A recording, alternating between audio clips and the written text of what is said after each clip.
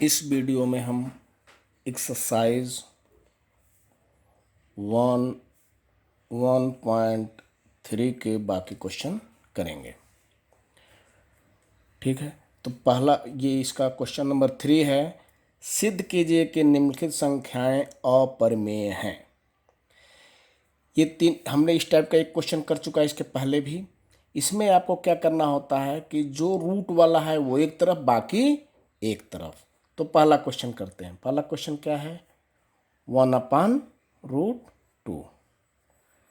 तो हमको पहले इस क्वेश्चन में हर एक का नियम एक ही है। हम इस पहले क्वेश्चन को मानेंगे, माना 1/√2 एक परिमेय संख्या है। जब ये परिमेय संख्या है यानी कि हम इसको 1p/q के रूप में लिख सकते हैं। तो 1/√2 = p/q, जहाँ q 0 के बराबर नहीं है और HCF ऑफ PQ का HCF 1 हो। इसका मतलब क्या है? PQ सह अभाज्य संख्या है और PQ एक पूर्णांक संख्या भी है। ठीक है, अब हम क्या करेंगे? यहाँ लिख देंगे हम व्युत्क्रम। इसको √2 पर लेकर जाएंगे। व्युत्क्रम करने पर, व्युत्क्रम उलट करने पर, व्युत्क्रम मतलब करने पर, तो ये हो जाएगा √2/1 बराबर q/p। ठीक है, इसको उलट दिया हमने। यहाँ पर आप फिर लिखेंगे, चूंकि PQ पूर्णांक संख्या है, अतः p/q एक परिमेय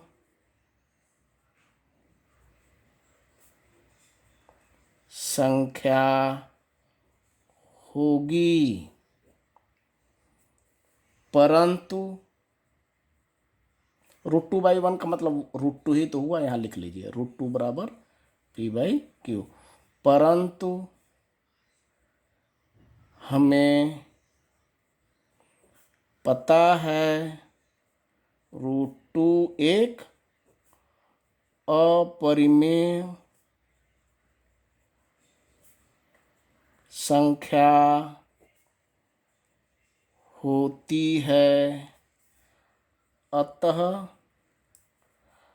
हमारा जो ये है ना, हमारा कथन 1/√2 एक अपरिमेय संख्या है, अतः हमारा कथन, यही कथन है, अतः हमारा कथन गलत है। अतः 1/√2 एक अपरिमेय संख्या है। इति सिद्धम चाहे हैंस प्रूव्ड। आपका ये पहला क्वेश्चन हो गया। अब दूसरा क्वेश्चन सेम टाइप, सारे का एकदम सेम टाइप से करना है जैसे हम दूसरा क्वेश्चन करते हैं। देखिए दूसरा क्वेश्चन क्या है? 7√5। ठीक है, तो हम लिखेंगे, माना 7√5 एक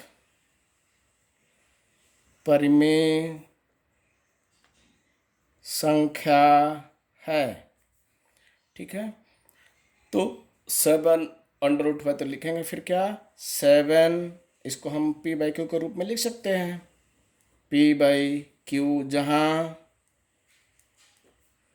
q is not equal to 0 और HCF महत्तम समापवर्तक आप PQ का 1 होगा, इसका मतलब ये भी है। इसका मतलब क्या बनता है, पी क्यू सह अभाज्य संख्या है। तो अब क्या करेंगे, फिर आपको यही करना है कि जो रूट वाला है वो एक तरफ, बाकी सब एक तरफ। तो हम करेंगे फिर √5 बराबर P/Q7। ठीक है, P/Q7। आप इसमें देखिए, फिर यहाँ हम लिखेंगे चूंकि PQ एक पूर्णांक संख्या है, अतः P/7Q एक परिमेय संख्या होगी। परंतु सेम वर्डिंग लिखेंगे, परंतु हमें पता है √5 एक अपरिमेय संख्या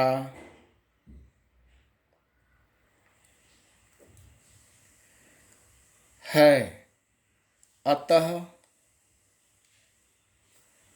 हमारा कथन गलत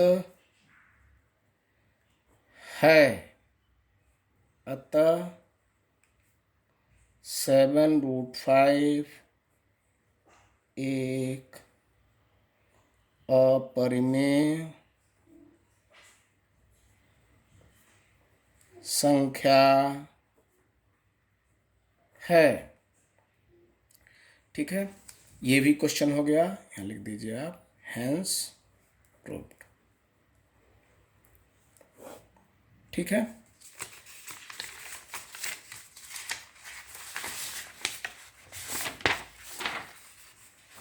अब एक क्वेश्चन और बचा है, उस क्वेश्चन को हम लोग करते हैं। ठीक है, ये क्वेश्चन क्या है, वह क्वेश्चन है, थर्ड क्वेश्चन, 6 + √2। यहाँ लिखेंगे आप, माना 6 + √2 एक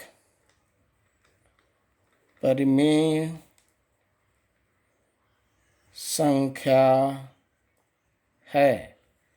तो 6 + √2 बराबर P/Q।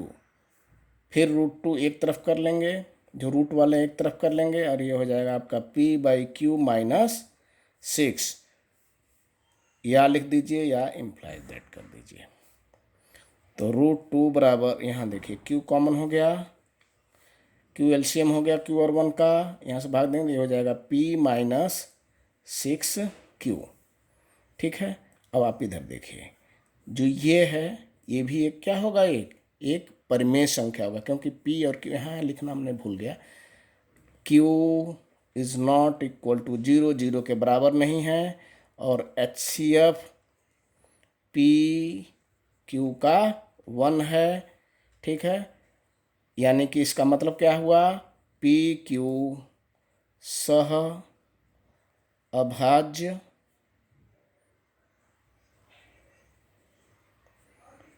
संख्या है, सह अभाज्य संख्या है।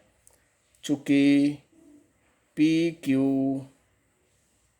पूर्णांक संख्या है, अतः P - 6Q/Q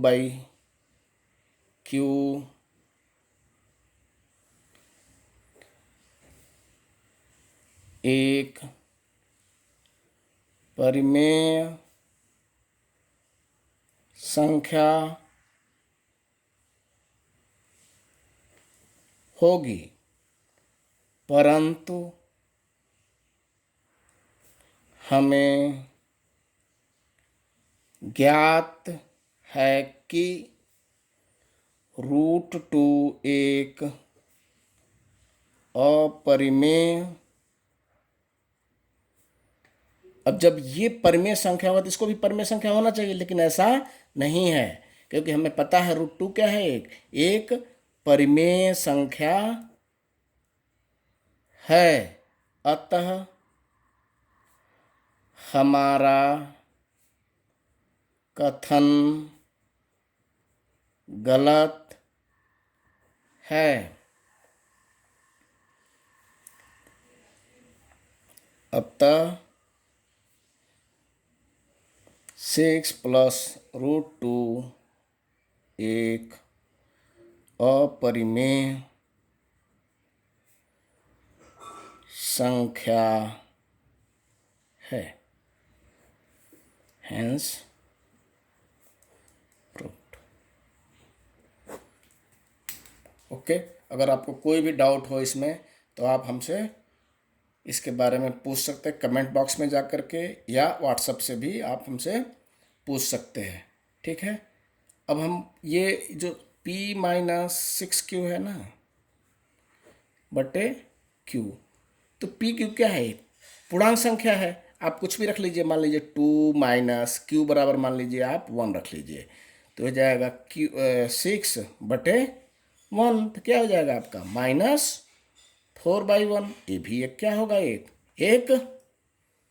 क्या होगा, एक परिमेय संख्या होगा। लेकिन हमको पता है ये √2 क्या है, ये इधर वाला जो है ना, एक इसके अनुसार एक परिमेय संख्या होगा, लेकिन हमको पता है √2 एक अपरिमेय संख्या, इसलिए हमारा कथन गलत है।